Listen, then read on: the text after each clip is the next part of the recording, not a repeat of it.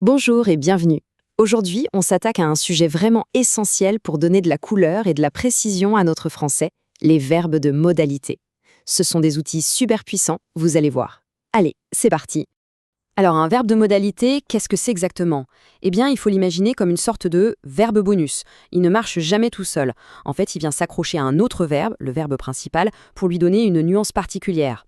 C'est toute la différence entre dire je mange et je peux manger ou je dois manger. Ça change tout le sens, n'est-ce pas?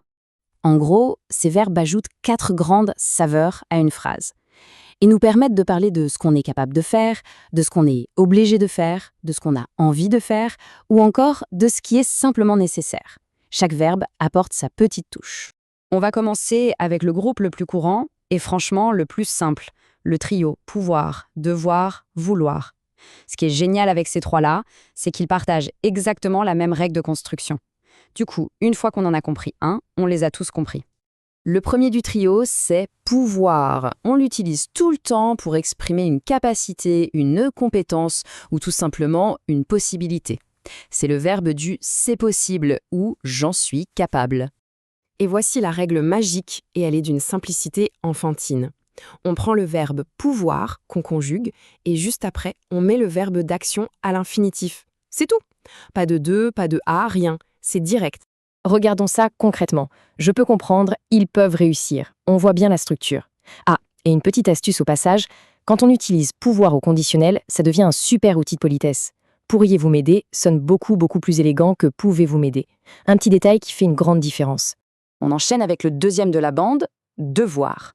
Lui, c'est le verbe de l'obligation, du devoir, comme son nom l'indique. Il exprime ce qu'il faut faire, que ce soit une contrainte, un conseil très fort ou même une supposition logique. Et la bonne nouvelle, c'est que la construction, eh bien, c'est la même. On prend devoir conjugué et on colle l'infinitif juste derrière. C'est vraiment cette simplicité qui rend ce trio si pratique et utilisé. Les exemples parlent d'eux-mêmes. Tu dois respecter. Nous devons étudier. Et attention, il y a une nuance de sens intéressante selon le temps utilisé. J'ai dû partir au passé composé, ça veut dire que l'obligation a été remplie. Mais j'aurais dû partir au conditionnel passé, là, c'est un regret. C'est une subtilité importante. Et pour boucler notre trio, on a vouloir. Bon, lui, il est transparent. Il exprime la volonté, le souhait, le désir. C'est le verbe de l'intention pure. Et roulement de tambour, la construction est exactement la même. On prend vouloir conjugué, suivi de l'infinitif. Simple, efficace. Une fois qu'on a ce schéma en tête, on a déjà fait un pas de géant dans la maîtrise des verbes de modalité.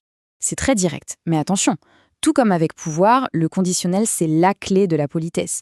Je veux un café, ça peut paraître un peu sec, un peu directif, alors que je voudrais un café, c'est tout de suite beaucoup plus doux.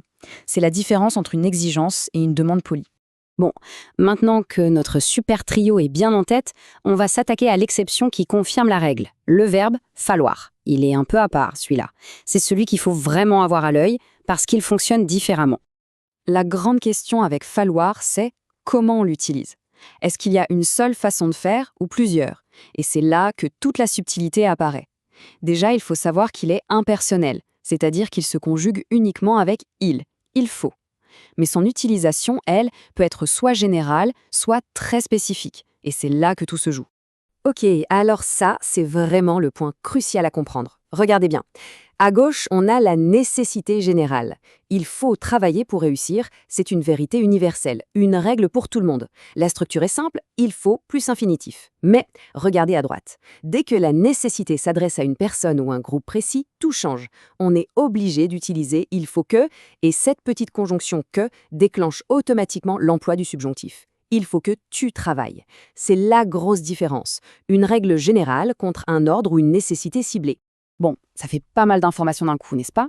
Alors pour que tout soit bien clair, on va faire une petite pause et tout rassembler dans un tableau de synthèse. Ça va nous permettre d'avoir une vision globale. Et voilà, ce tableau résume parfaitement tout ce qu'on vient de voir.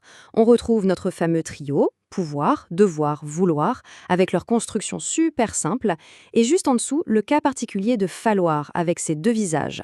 La construction avec l'infinitif, pour parler en général, et celle avec que, plus subjonctif quand on s'adresse à quelqu'un en particulier. C'est un super aide-mémoire. Et pour voir comment tout ça s'embrique dans une conversation normale, regardez cette phrase. Elle est parfaite. Elle combine deux de nos règles. Il faut que tu fasses, ça c'est une nécessité bien précise dirigée vers quelqu'un, donc hop, subjonctif.